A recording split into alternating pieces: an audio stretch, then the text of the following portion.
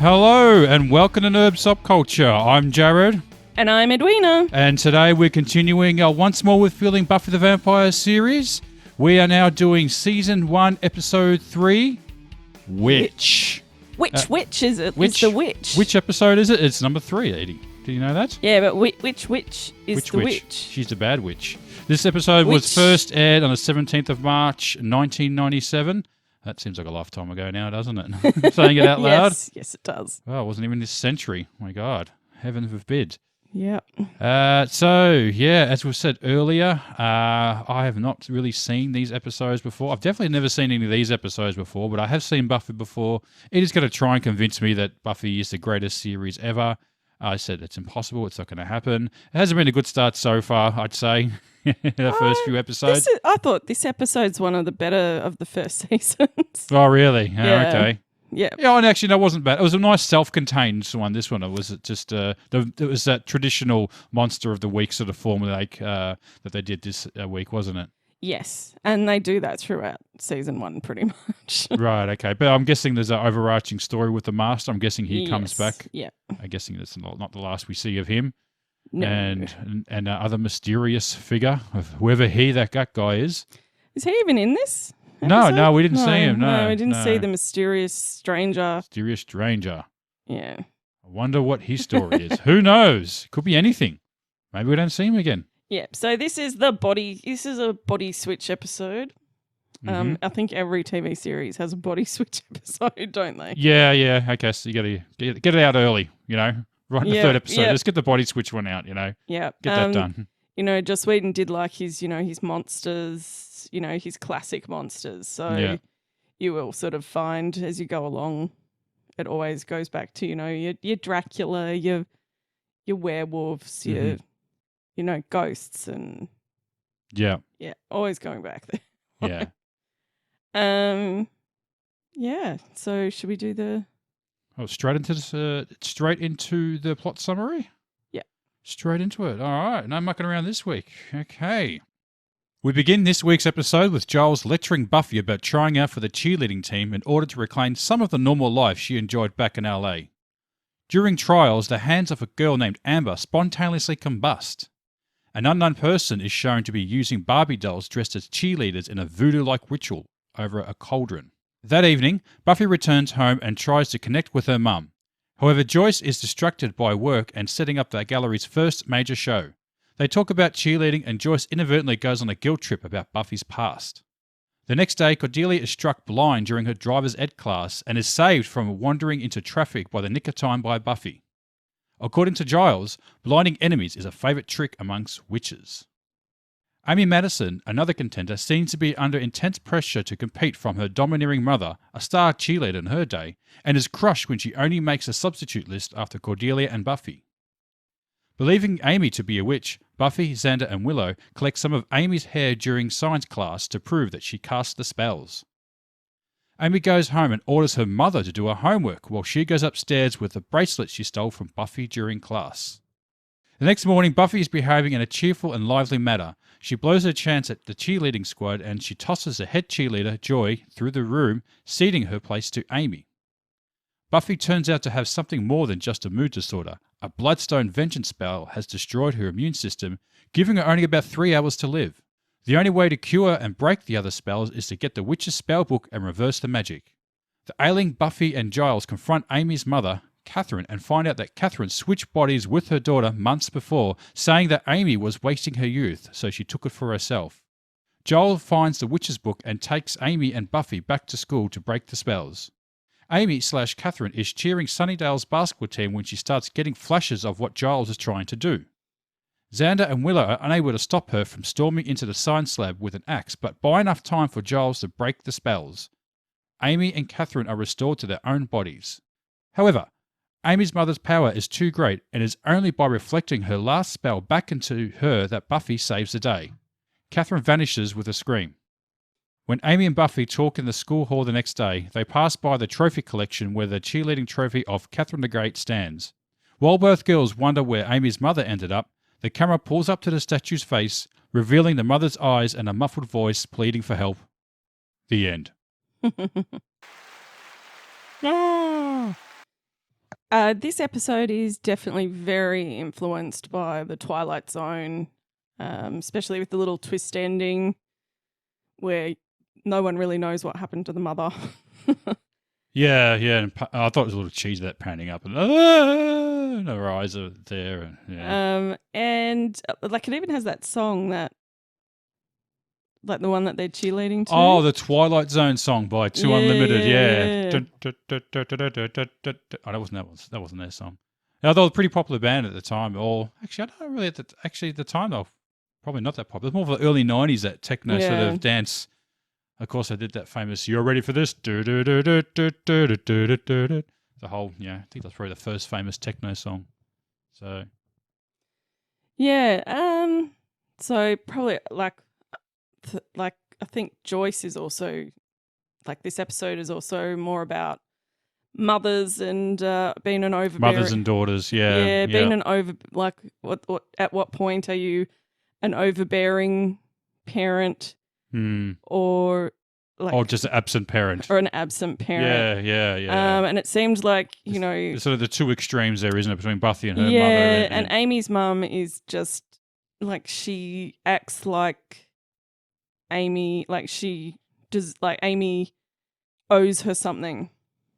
Like, because she gave birth to her, like that meant that she owes her something. Yeah. So she had no qualms in taking her body. Yeah. In her life, and just because she thought she wasn't living it the way that she should. Yeah. But Joyce is horrible in this as well. Like she was sort of having a go at Buffy over something that had happened months ago that she's already been in trouble about. Just bringing that back up. Also trying to push her to do yearbook or something. Yeah, why don't you do yearbook? I did that when I was young. Oh God, really? Yeah. Joyce not giving off great mother vibes in this one. Also Cordelia, when she talks about that girl being a Lakers girl. Yeah. Weird. Who does she think you are? What did she say? Who do you think you are, playing for the Lakers or something? Oh yeah. Who does she think she is? A Laker girl. Yeah.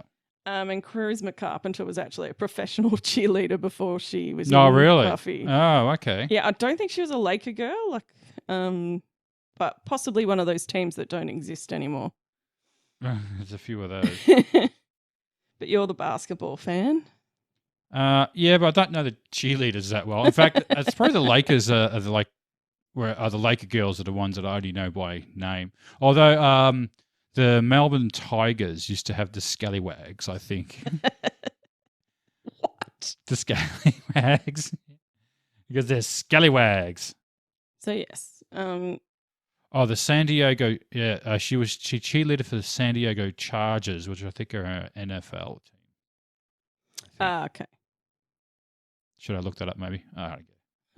Pretty sure they're well, I don't think ice hockey have cheerleaders, do they? I don't think so. Seems a little dangerous, wouldn't it? Throwing girls around with those ice skates. Yeah. Okay, this episode really is about overbearing parents living vicariously through your kids. And in the case of Amy's mum, she ends up, literally trying to live her daughter's life. And with Joyce, she tries to push her interests onto Buffy. Yeah. And then gets offended when, she gets offended and lashes out at Buffy when Buffy is like, oh, hell no. What's the line? Have you seen the kids that do yearbook? Nerds pick on them. Yeah. What's wrong with nerds? Nothing wrong with nerds. No. Xander has some really good lines in this episode. Like, he has some of the funniest lines in this episode in the whole series. Yeah. So it's a good Xander episode. What do you have to say about this episode?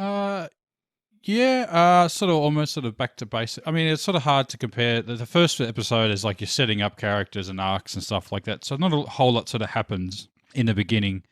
And so now you can jump straight into your villain of the week and stuff. So, they are,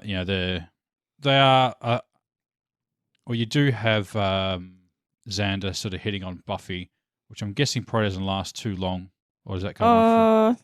I'm trying to think when. I think it stops near the towards the end. Like I think once she starts things with Angel. Oh, he's like, I'm done. No, I can't compete against that. He kind of backs off. Can't compete against that quaff. Yes. Yeah, I do like when Buffy's like, starts talking about him being one of the girls. Yeah, that's really in the friend zone, isn't it? Yeah. Highway to the friend zone. Yeah. I feel that comfy with you. You're like you're not like a guy friend. You're like one of the girls. Does that mean he can go in the girls' change room? Oh, run into Donald Sutherland while he's in there. Hey, what are you doing in here? Yeah, and the fact that they find out that he's been borrowing all the witchcraft books to look at the nude etchings. The nude etchings. Buffy is also super, super, super cute when she's under the blood. What is it? The Bloodstone Vengeance spell, and is acting drunk. Correct. She is so cute and perky and singing the macho man. Yeah, when she's singing the macho man, and then it's like juice, ooh, juice, juice, juice. Yeah, I couldn't work out what was going on there. Whether she was just drunk, or what was meant to be happening to her? Yes. Well, apparently Giles says it hits your body like a quart of alcohol, and then you pretty much die. Right. Okay. Yeah. Okay. Yeah. So it's basically she was like drunk. Basically, that's what I sort of figured. Yeah, and she actually tells her mum that she's a vampire slayer, and her mum doesn't listen. Again, like the mum, like in later episodes when she does tell her mum, and Joyce is like, no, like she really does turn a blind eye to it. Oh, wanted to ask you about the girl who played Amy. Yeah, so was it just me? Her acting was a little bit off in this. I just thought, out of all the actors that are in this, she just seemed a little flat. Yeah. Or was it how she sort of meant to be? That Yeah, character? to be honest, some of the acting in the first season is pretty terrible.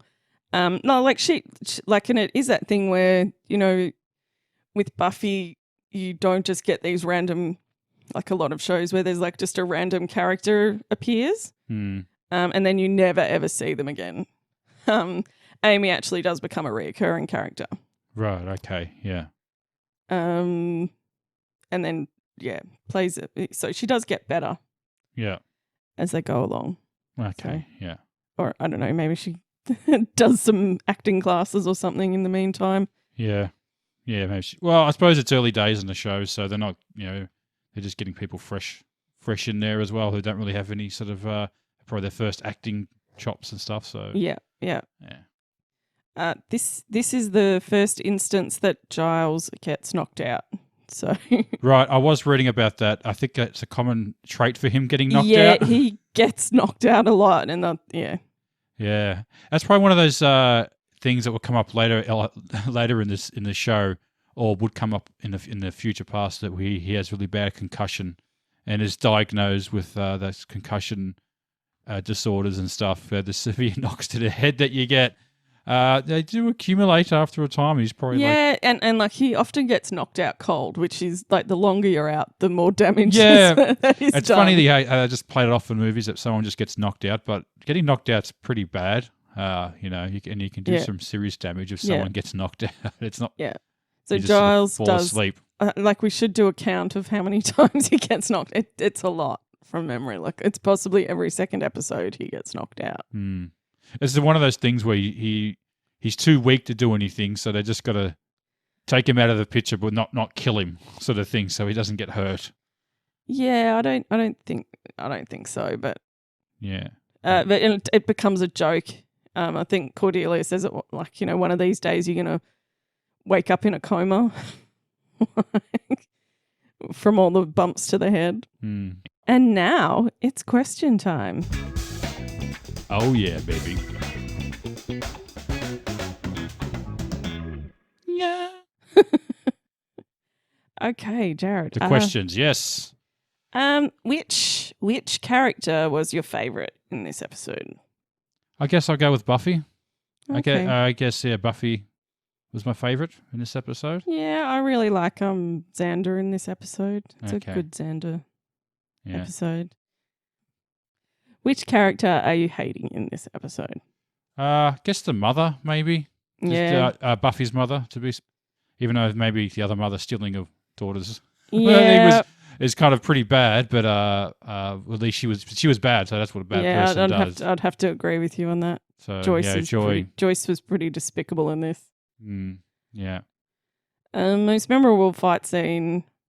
Yeah, it's I guess there was only that one fight scene, so I guess Buffy with Buffy and end, the mother. Yeah. And the mirror. And the mirror, yeah. Yeah. Should just throw water on her in the end, I guess. Yeah. Oh, yeah. LOL moment.